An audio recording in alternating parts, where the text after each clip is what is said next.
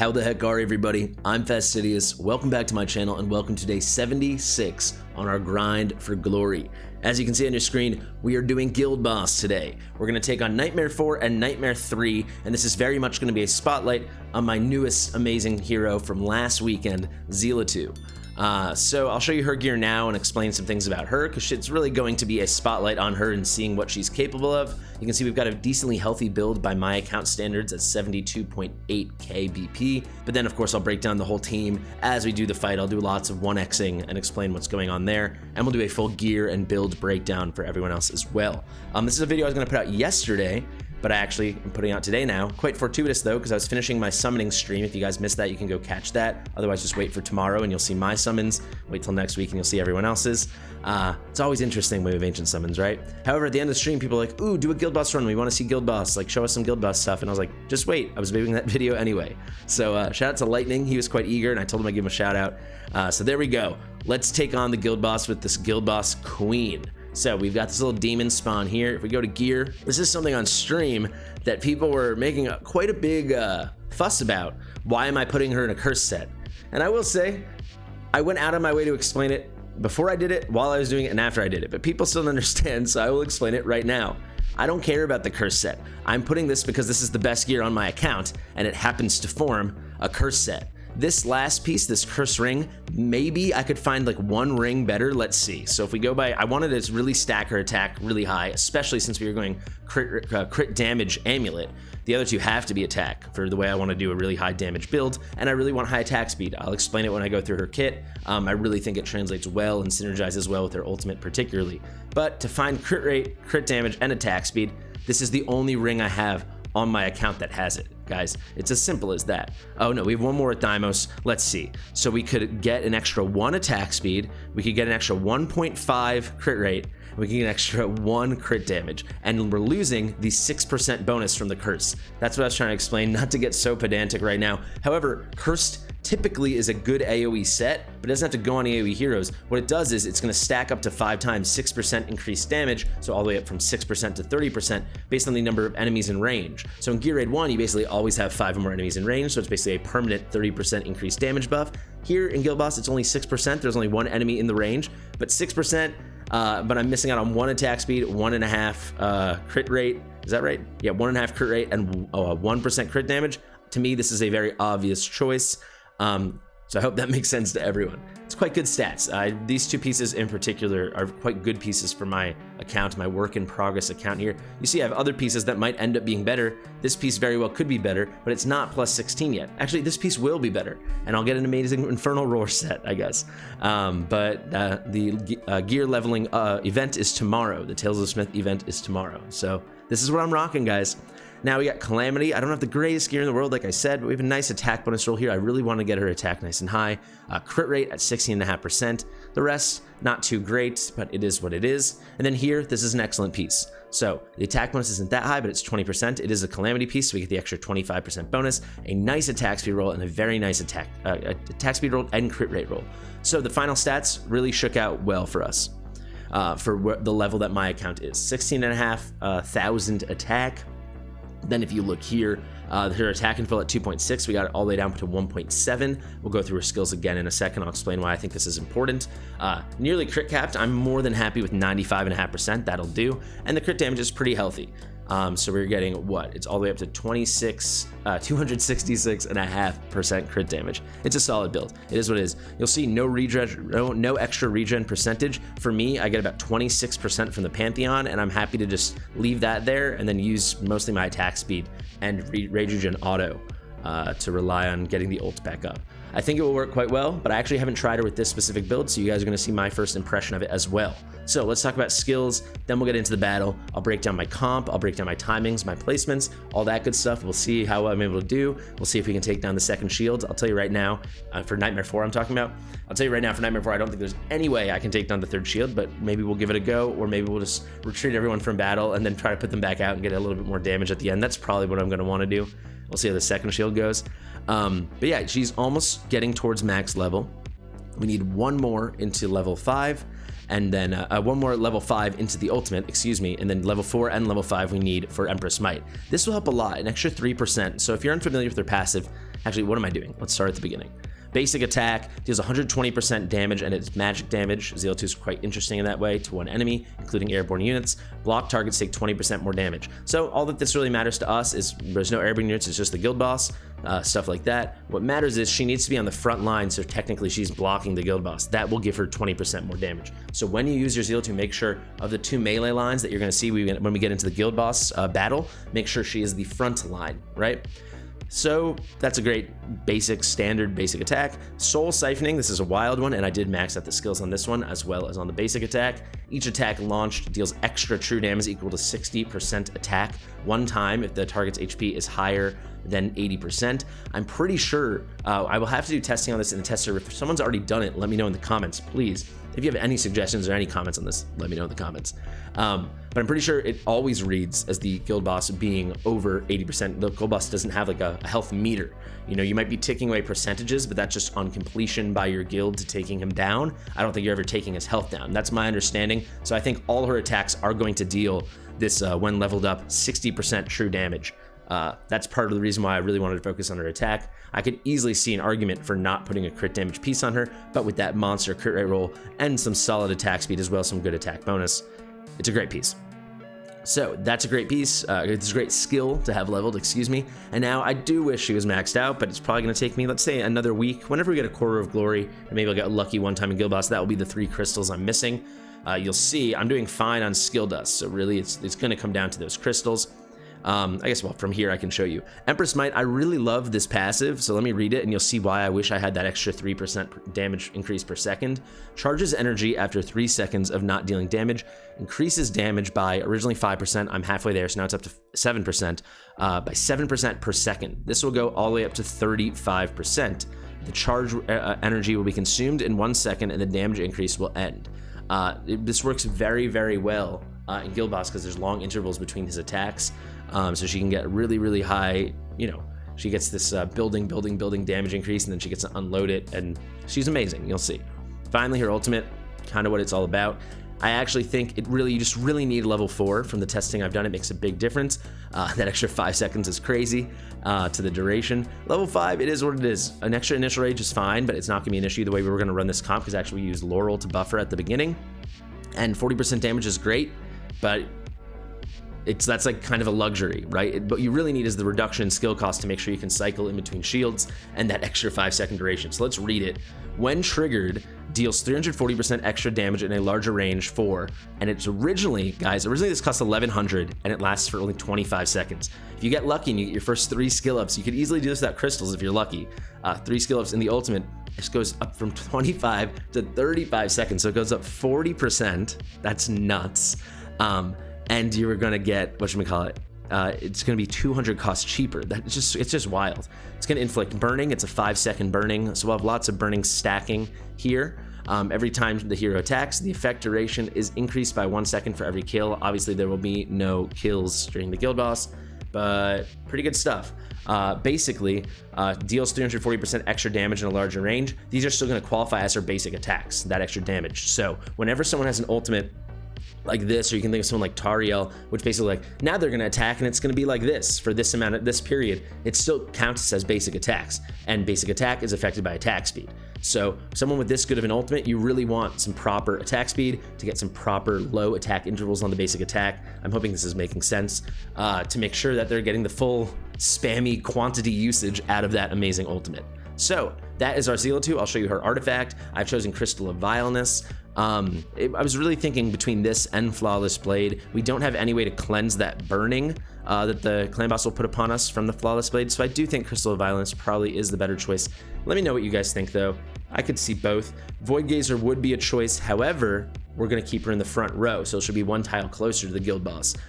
Arrogance can wear Void Gazer because he'll be behind her, but like I said, to get the full benefit, and I think this is something some people miss, to get the full benefit in guild boss from her basic attack, she needs to get that 20% extra damage by blocking someone. So if you're a guild boss, that's putting her in the front row. So let's actually get into the battle and show you guys what all this means. Here's our team. We're running a Nightmare comp.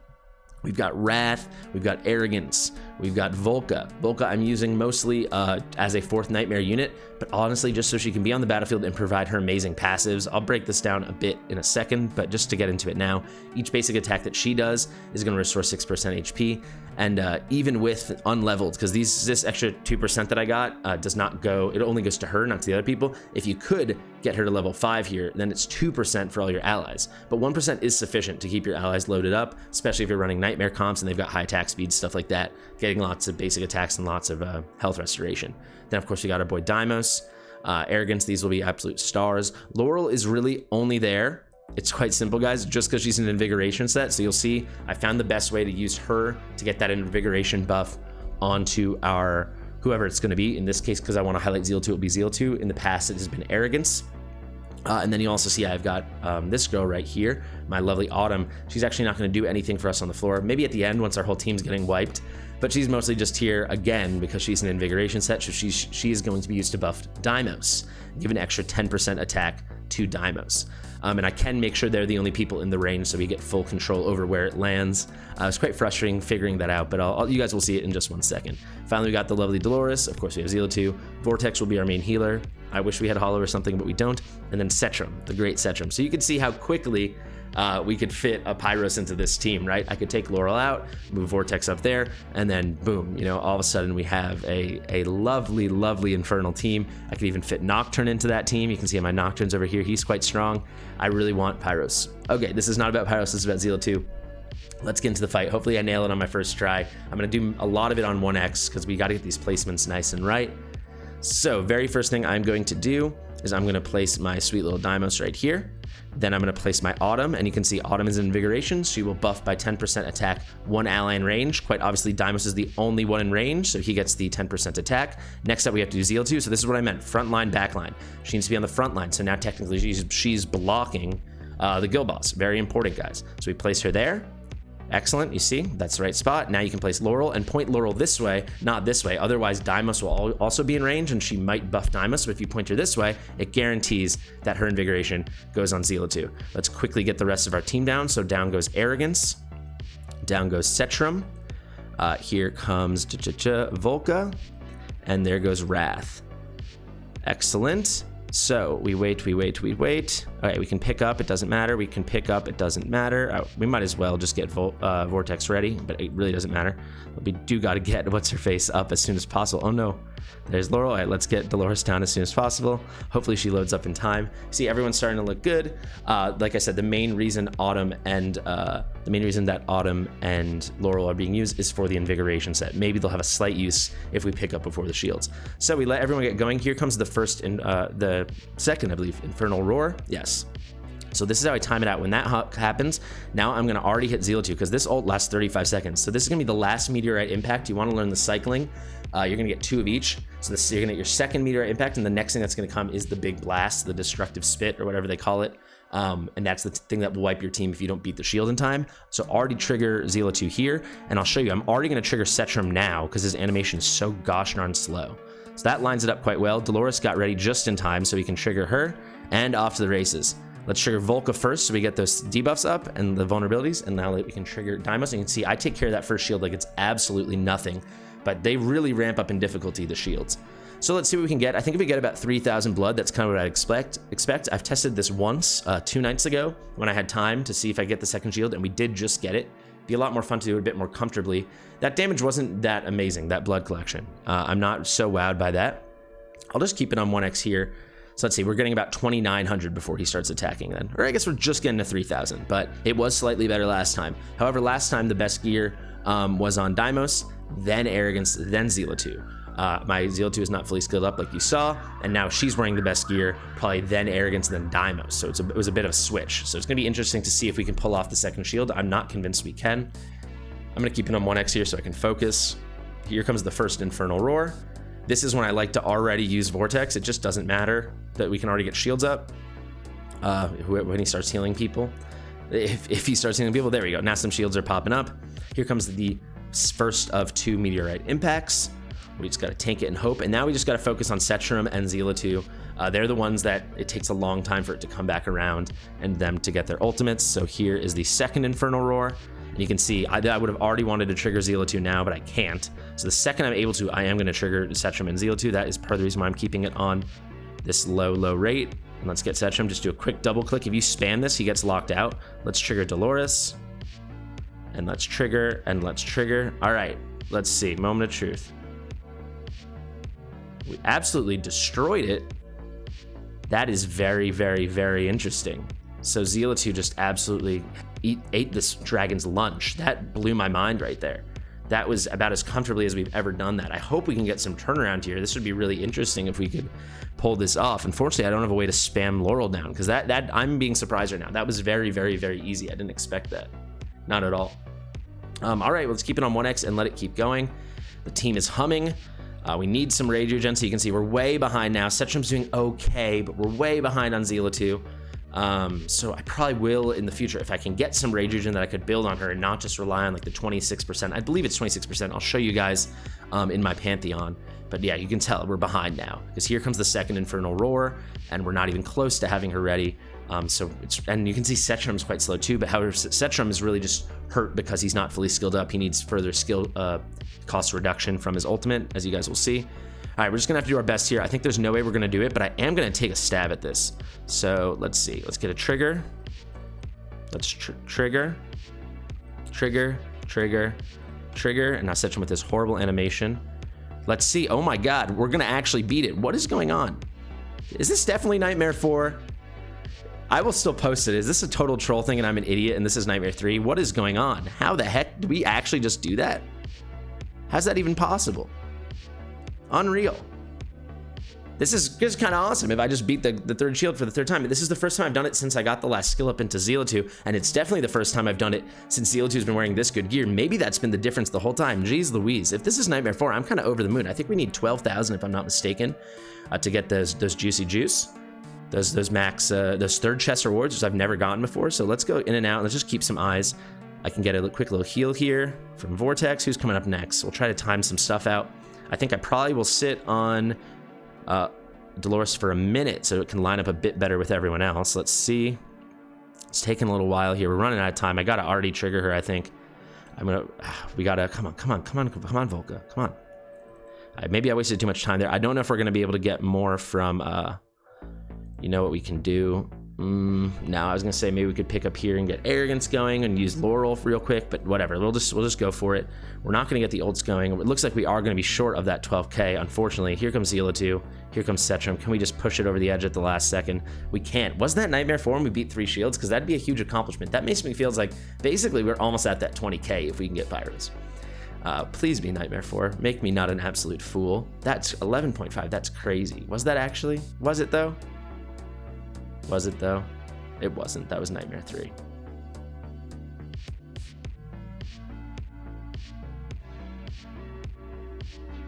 Yikes. I'm a fool. Well, let's check the damage here. Zilitu was our top damage dealer, 24.9 mil. God, that's embarrassing. Absolutely tear me to pieces in the comments. Oh my God. There is 20 mil from our boy Dimos. Right behind him is Arrogance. So Dimos finally falling back to earth as we're getting better builds onto our legendary heroes. Setram, quite nice. Wrath, always holding his own. Volca, I'm quite excited to get her out of the team, but I certainly can't do it yet.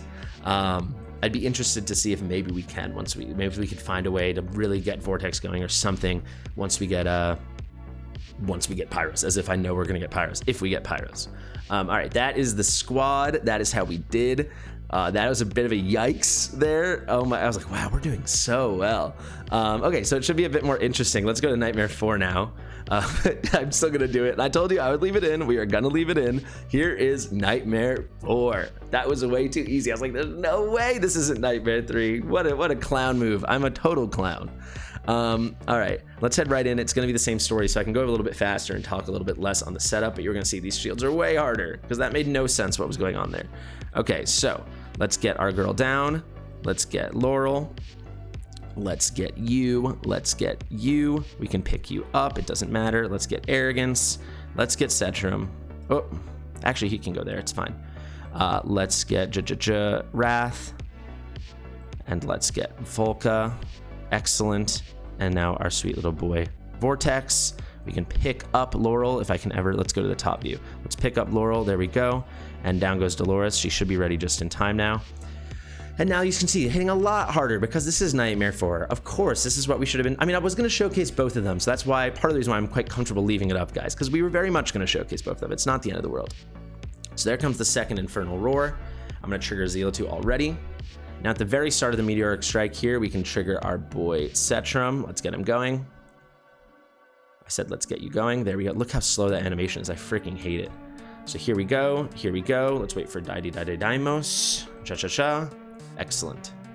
So you can see, I wasn't joking. I do handle the first shield very well, but there's something about Nightmare 4 where the increases in difficulty. It's like shield 1, shield 2, shield 3. It's like wow, so much harder shield to shield to shield. So this is where I was talking about the 3K. So now you probably will see something more similar to that.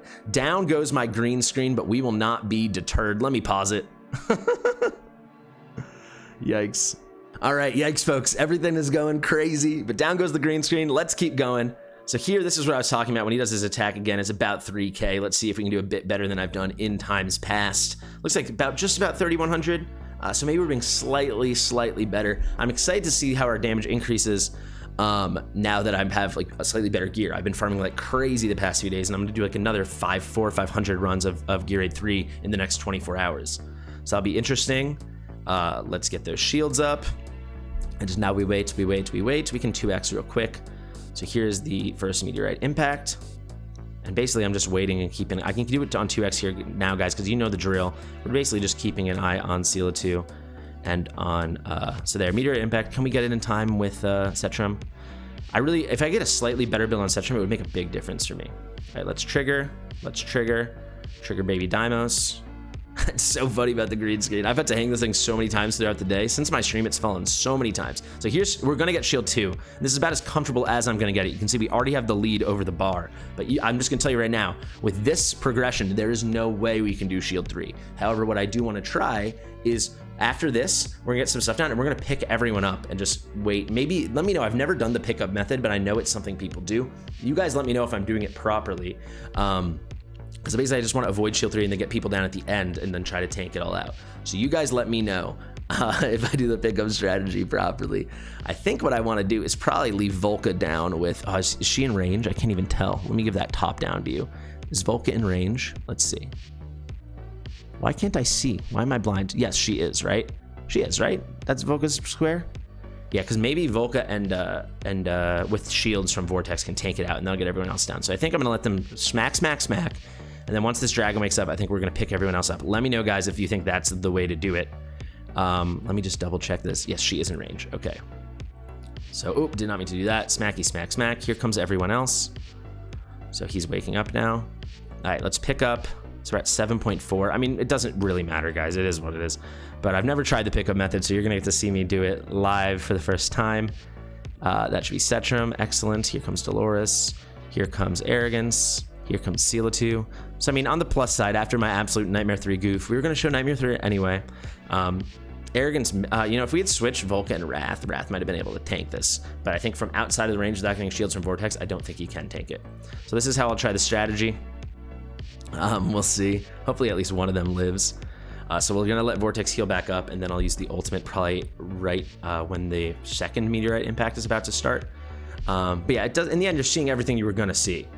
Just I presented in the wrong order. But at least I was intentionally, or actually accurately, appropriately suspicious when I was like, how did we just do that? That makes no sense. So here we go. They got their shields up. Let's come on, hurry up real quick, Vortex. We got a shield on Volca. You can see the timing looks like it's working out well. I think I did an okay job. You guys let me know though, because this is very much my first experience doing like the retreat method. Because you could see we actually decently comfortably beat shield 2, but I'm telling you, there's no way we were going to beat shield 3. Maybe once we get some better gear on Setrum, we actually can do it, because we are getting better at it. Her shield fell off, so that's definitely not good. She's going to get wiped, maybe, and now Vortex's shield. So I definitely triggered way too early on that. Let's see. And they just got wiped anyway. All right, it's fun. It was fun to experiment. So clearly I did something wrong with the retreat. I'm very much about collaborative stuff, so let me know how I could have done a better job. It didn't really matter. The reason why I'm not freaking out is because I knew we had the 6,500 already. We got 7,500. We were already over 7,000. And it was going to take a lot to get that 12k anyway. So living and learning, maybe I'll have a video in a couple days. Maybe once I level up the gear, I'll show you guys that right now, some of the nice good gear that I'll be leveling in the next 24 hours. If you're unfamiliar, we have that Tales of the Smith coming up. Look at that, Zilitu is officially becoming the queen. I think she is going to be the one getting the best gear when I do all my guild boss fights. You guys know I do move my gear around a lot. You can see Setram really fell off, largely because he needs slightly better gear and he certainly needs skill ups. So once I max Zilitu, I think I'm right on to Setram. You guys know this. If you're unfamiliar, guys, the grind for glory is maxing out, getting that 25k blood, or getting the 20k blood 4th chest in the guild boss. So that is what I'm considering glory. So my priority is very much guild boss right now, as it kind of has been for a while. So that's why I was so thrilled to get Zilitu. So yeah, if you don't know what I'm talking about, we have Tales of the Smith coming up in 14 hours, 47 minutes, and 42 seconds. And I've got a good amount of gold, as you can see, 8.4. I should easily be able to max the event, but I'm also gonna be farming nonstop, so that number's even gonna go higher and higher. So what am I talking about with good new gear? You already saw Zilitu's build, so let's just start with Arrogance. If you can click here, as of like 48 hours ago, I only ever had 5 mythic pieces on my, ancient mythic pieces on my account. As you can see now, we have quite a few more. We have 5 bangles alone. We have 3 amulets, and we have 1 ring. So that's, what is that? 5, 3, 1, so that's 9. Then I have the 2 shields I've had, and then I don't have any weapons. So I went from 5 to 11, just doing the, I don't know how much runs I've done. At least like 12,000 stamina into Gear Raid 2 and 3 the past few days. It very well might be more. We've done at least, I'm trying to think how many we've done.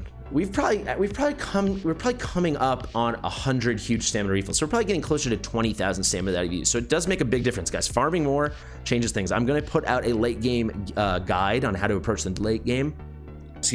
Either tomorrow or the next day, most likely Monday. And that very much will focus on, hey guys, it's time to buckle down and focus on gear. So that's gonna be the very short version of what I'm gonna say in that video. And that's kind of what I'm doing now. You gotta practice what you preach. But that's some great gear coming. So this is what we got on Arrogance. We've got a nice little Night Terror set here. It is what it is. Some really nice annihilating breastplate here with the crit damage, the attack speed, the attack bonus, no crit rate unfortunately, and this piece is whatever.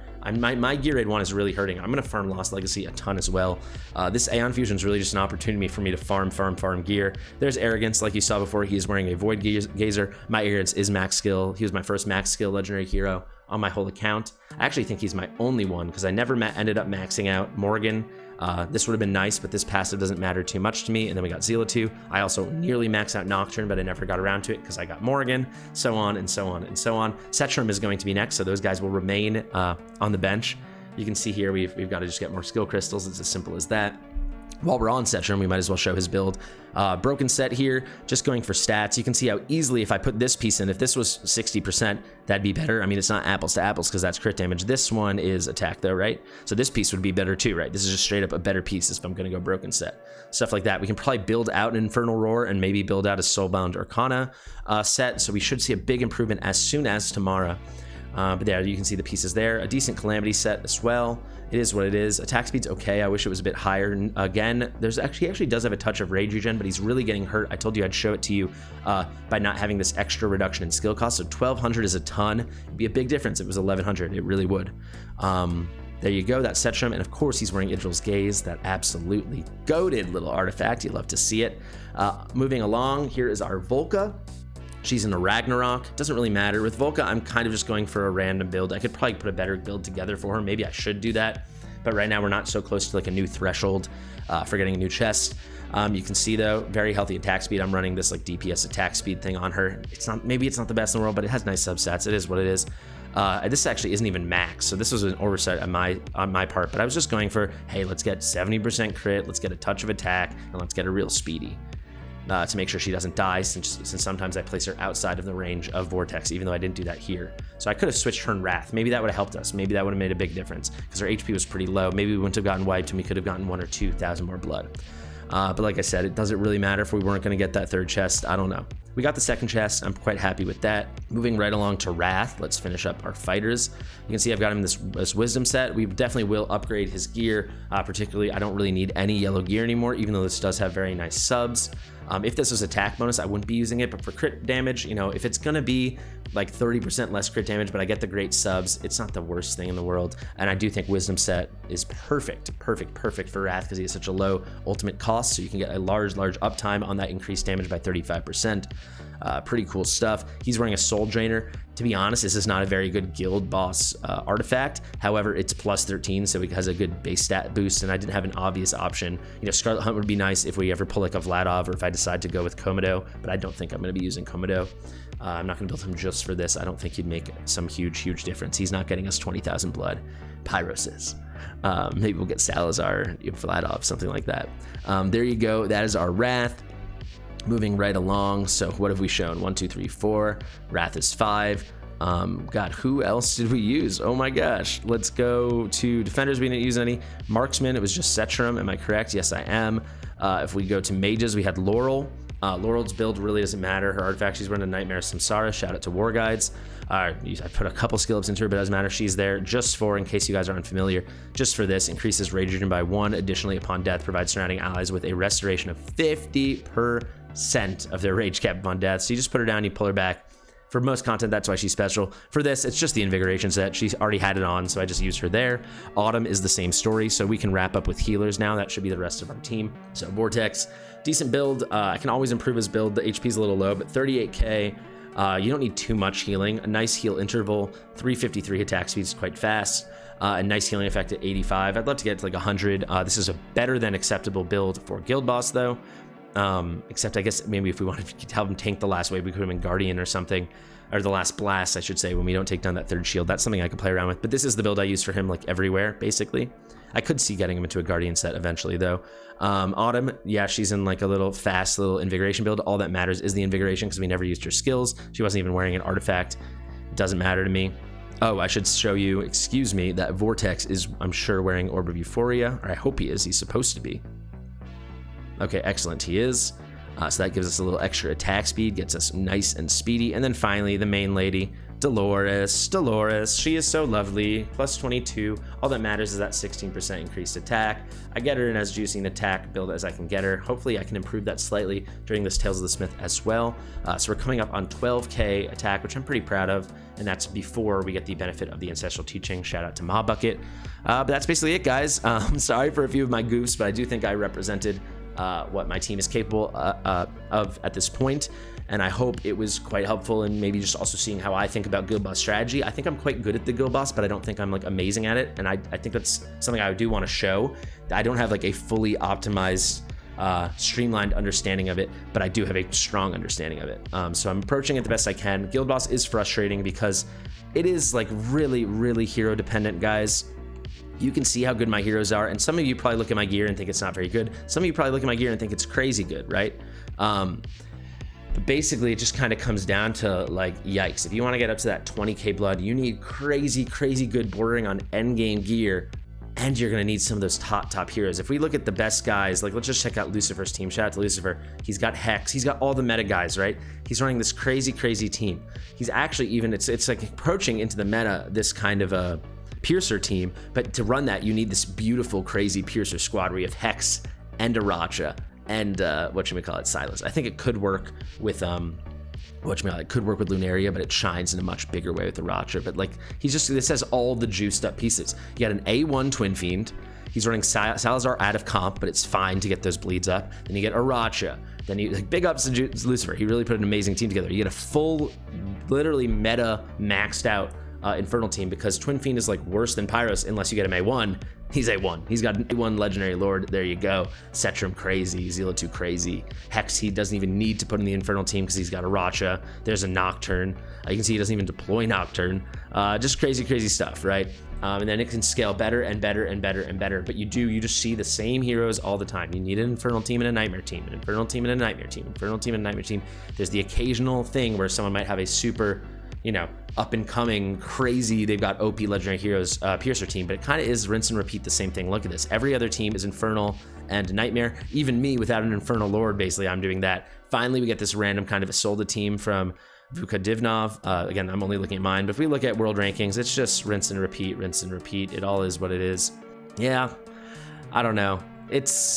it's something. It's frustrating to know that like kind of the best thing I can do to improve my Guild Boss team is to cross my fingers every weekend and hope we get Pyros. Guys, let me know what you think. Give the video a like, drop a comment. You can clown on me because I definitely clowned on myself. This was not my best showing in terms of preparedness. But you know, it's Saturday night, baby. Go live it up. Give that video a thumbs up. Why not? Share it with that sweet mother of yours. I've been Fastidious. I'll see you in the next one.